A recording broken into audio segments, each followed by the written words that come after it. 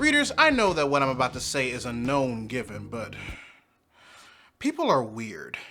Because when it comes to something like Batman Caped Crusader, these dumb bitches had since 2021 to cope with the fact that both Jim and Barbara Gordon were going to be black. That Bruce Timm's own original character, Harley Quinn, was going to be reworked to exist as her own entity. And that while it has the feel of Batman the Animated Series, it is not Batman the Animated Series. Yet despite all these warnings and alerts, once season 1 of Batman Caped Crusader hit Prime Video instead of Max in August of 2024, these people still wanted to act like their childhood was ruined. Which is funny because the man who made this show is more than likely the same motherfucker that's responsible for why their childhood was tolerable in the first place. And it's not like he's changed his approach when it comes to seeking peeps that can tell good, entertaining, and heartwarming stories that just so happen to be left-leaning on the social justice political scale in a way that made soon-to-be conservatives grow up to believe that there's a clear difference between the Affordable Care Act and Obamacare. Because he's been doing it since 1992! For this show, he found plenty of writers that not only understand the appeal of Bruce Timm's contribution to Batman, but also the director and overseer of the Batman Elseworlds franchise, Matt Reeves, being one of the executive producers. And in that understanding, they were able to create excitingly unique stories that provided new takes of the source material in ways that not even the comic books were able to convey. Now, I know what you're thinking. Does this mean I caught the fact that the entire season is focused on Harvey's character arc and is what this video is going to be about? Not exactly. While this is definitely something I witnessed after I rewatched certain episodes and do want to eventually talk about if this video does well enough, the way that certain social commentary has been made in Caped Crusader was refreshingly relevant despite the show being set in 1940s Gotham. Everything from racism and misogyny in the workplace, the overabundance of greed spawned by capitalism, and the privileged use of the systems of law and order. These aspects presented in the show helped amplify Harvey Dent's arc regarding his relationship with how the system corrupts, but were never really given his prime focus because of it. Instead, they were given to the most prominent female characters in the show, all ones that have either had their presence and personality amplified, or had the message their arcs gravitated around amplified, simply because we saw non-white depictions of these usually white characters. Let's begin.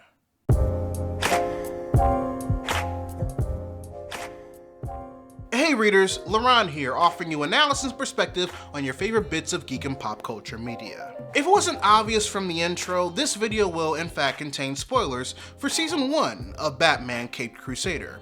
It's currently available to stream exclusively on Amazon Prime Video, so give it a watch if you haven't seen it yet and don't want me to spoil pivotal points of it for you in this video. Other than that, if you end up liking what I'm putting down after this video is done, there are multiple ways that you can show some love. If you want to help financially support the channel, you can join my Patreon. There are multiple tiers starting at $1 that give you early access to my written articles and videos across every channel, copies of my video scripts, discount codes to my merchandise store, and a whole lot more. Also, make sure you subscribe to the channel, turn on notifications, and subscribe to my Substack newsletter. Not only is it the home for all of my written editorials, opinion pieces, and reviews for film and television after they debut on Patreon, but you'll also get an actual heads up whenever I post a new video on both Readus 101 and Readus 201, 5 minutes after their release. That's the syllabus. Now, on to the lesson. Let's talk about Renee Montoya. First of all, yes, despite also being a Bruce Timm original character, a small subset of fans found what he did with his own shit unacceptable. Mostly because they made her plus size. I know what you're thinking. What kind of coward would have a problem with a woman being plus sized? Well, for one, the type of coward, specifically on the male variety, that will completely ignore her queerness just to keep their ability to objectify her body and to fetishize her skin tone. And the moment that's gone, i.e. gain enough weight for America to start actively practicing its fat shaming on you, it'll be like they no longer exist to you. Batman Caped Crusader's version of Renee Montoya did all of this for the Timm cells that get off to the 1940s style of female body shapes he typically likes to draw them in, and Renee, being a big girl this go around, disrupts that to the point of frustration for these losers. But in a way, the case of "I don't want to play with you anymore" syndrome properly reflects what women go through in order to fully exist and find self-purpose, all while in a society where its bourgeois-led system thrives off of patriarchal capitalism. Now, outside of being a great example of how a mask butch presenting lesbian Latina would fucking rock 40s detective noir fashion, this reimagining of Renee Montoya provides a great vehicle to deliver multiple story tropes that coincide with the parables of bigotry and corruption. Thanks to the non-patriarchally motivated actions of Commissioner James Gordon, the black head of Gotham Police, who was made so just so the current mayor of Gotham could prove to the nation that he's not racist. I want good headlines, Gordon.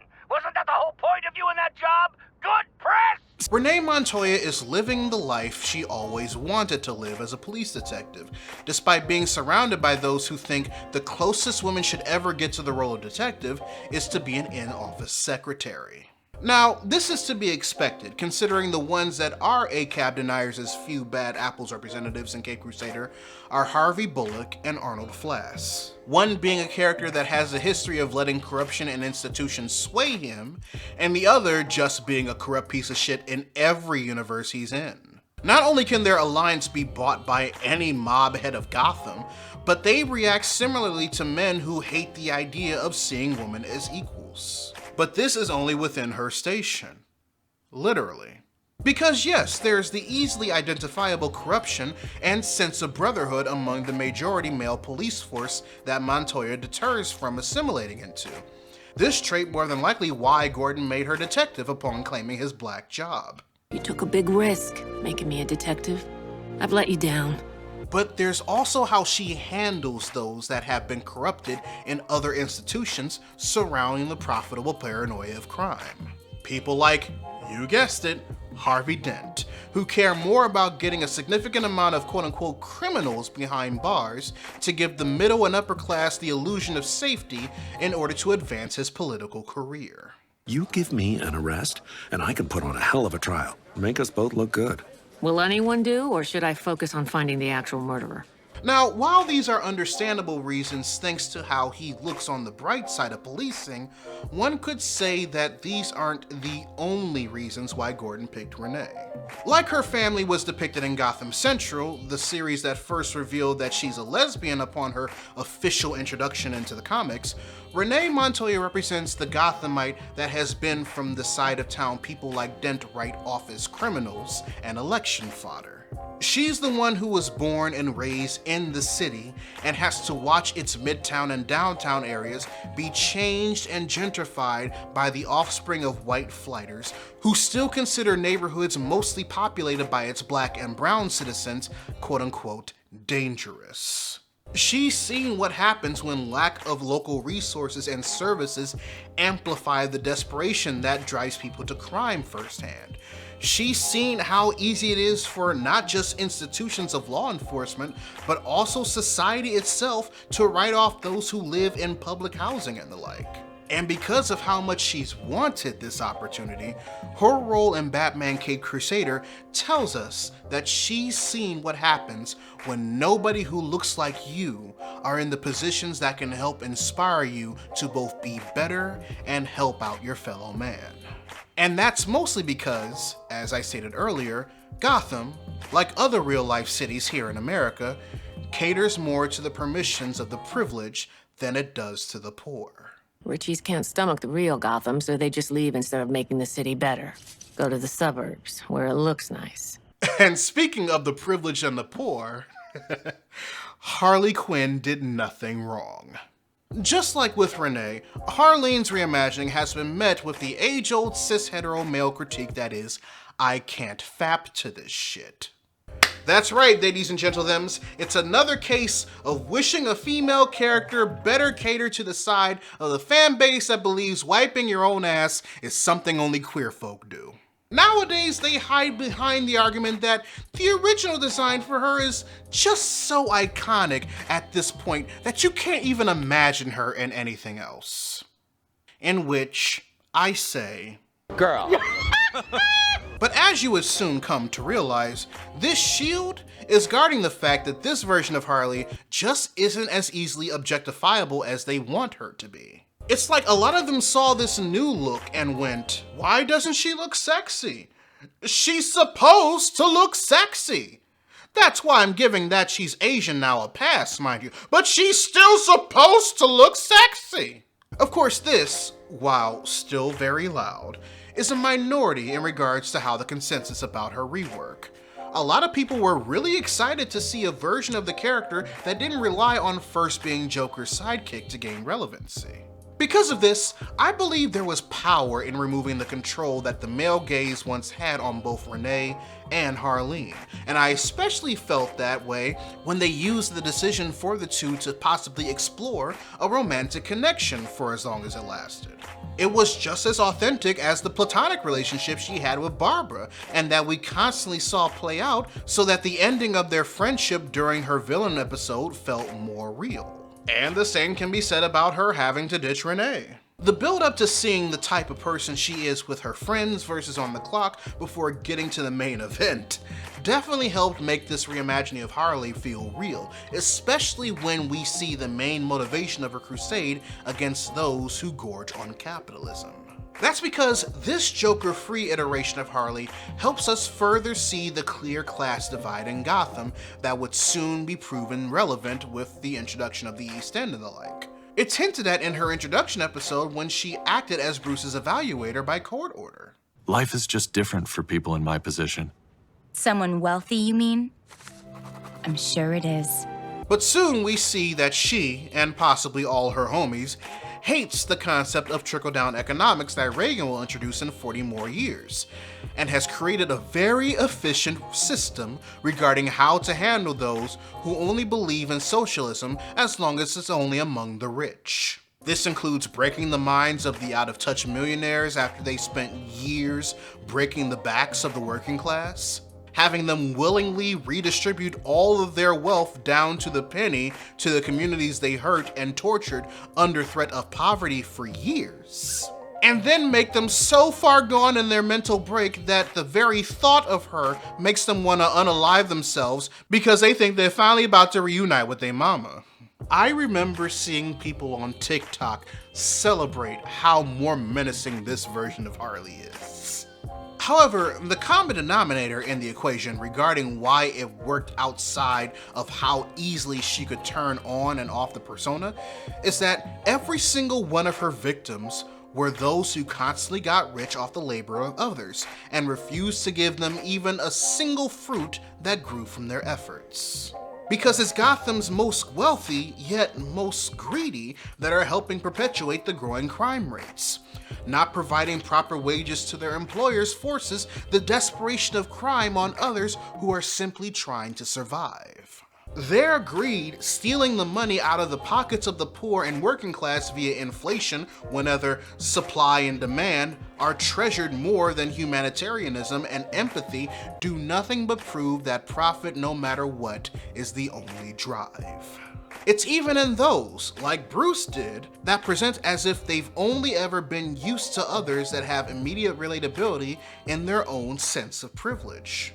While her tone and personality did change to fit the way she's got into people's heads, and while it was impressive, the sense of malice, personally, didn't make me feel was the reason why everyone was digging her. After seeing how she handled all of her victims, the more I realized that part of the shared enjoyability of this version of Harley was the sense of cathartic envy she provided.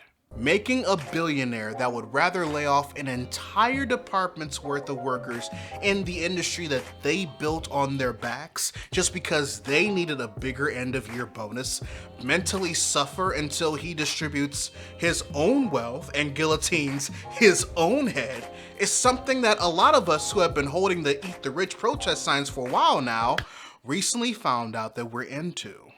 And no, we don't feel bad about it. Considering how the diaspora has been spread across and has been proven to be a huge problem in a lot of other social commentaries Batman Caped Crusader Season 1 makes, the act of wish fulfillment that Harley represents in this show makes it incredibly hard for anyone to say that she deserves jail time. Those who still think that it's possible to accommodate that much wealth with no help and in such a short time ethically might disagree, but you should also consider that they're fucking stupid. However, despite a lot of us choosing to live through the likes of this iteration of Harley Quinn, considering all she was doing in the show, there's a reason why, despite what this version represents to a lot of people, she is not the main focus of discussion when it comes to this topic. Because if the 1-2 combo of class, race, and women's struggle and how one wishes to act when forced to entertain a moral-free resolution to capitalistic corporate greed tell us anything in this show, the actions of both Harley Quinn and even Renee Montoya have absolutely nothing on Barbara Gordon. Yes, it's the rejects who always buy Neapolitan but only just eat the fucking vanilla that have a problem with this iteration of Barbara. And yes, it is, in fact, because she's black. Do they hide behind the social justice shield of ginger and redhead erasure in media? Oh, every time. Do they truly care about ginger and redhead erasure in the media? Never in your fucking life. While the issue is easily understandable in relation to how representation is concerned, at least 90% of the people claiming this specific form of representation that only 45% actually realistically care about eventually buckle when they can no longer defend their points and enough wear and tear was done on their package to display the racists underneath the wrapping. The tea here is that I actually also just described how white liberals work. But you didn't hear that from me, though. And once again, them choosing race over relations when choosing what bigotry to claim in these situations continues to confuse me. Because while they want to be a Karen about the abruptness of Barbara's blackness, Batman Caped Crusader utilizes her in a way that actually matters, especially in regards to the themes of corruption, capitalism, and systemic oppression due to the divide between the working and poor and upper and elite. It definitely helped that the show made sure to establish her as the antithesis of Harvey Dent right out the gate. Seeing her as a defense attorney who understands that the reason people resort to crime is thanks to lack of resources and services among the poor and working class that aid in their survivability and human rights truly was an extremely goated choice. Come on. You know this kid's been set up to take the fall. Especially in comparison to this interpretation of Harvey Dent, whose desire to become mayor has caused his place as Gotham's district attorney to be nothing more than his assimilation into the system. It's all politics for you now. Every conviction, another ad for your campaign. And this choice especially matters because it also reflects the hard work and dedication a lot of black women have displayed in real life in trying to find ways to do some true good through these institutions we know will either consume us or convert us. It also helps that the very show itself made sure to serve Alan Burnett, the real culprit behind the Bruce and Barbara ship in the Timmverse, as I explained with proof of one of my older videos, a much needed restraining order. That way, the avenues Barbara Gordon explores in the ways that they were could properly be explored, without some weird guy who's one step into tumbling down the manosphere hole come over and scare the hose. Instead, we have Jace Ricci, Ed Brubaker, and Adana Ebo, all providing excellent stories that allow Barbara to display this sense of corruption running rampant in the city via systemic oppression of the poor and the working class, as well as find ways to show the distrust of the police to do the right thing in the form of the dynamic presented between one who knows the system is broken versus one who thinks it can be mended by the right wielder. And you wonder why I don't believe in the system. The best part is that they did all of this without having Alan Burnett's problematic ship in their ear, establishing a more understandable yet satisfying working relationship between her and Batman over the course of the 10-episode season.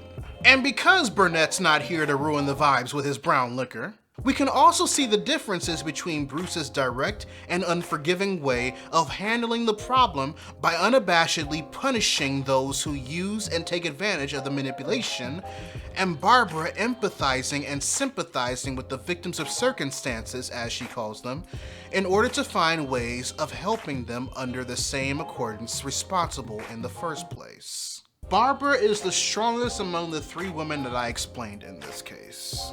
Because while what Harley does is the outside expression of an inside thought a lot of us suffers of capitalism fantasize about regularly, and while Renee Montoya is technically still a cop at the end of the day, Barbara is a fictionalized depiction of real-life work performed by a good amount of black women every day in America.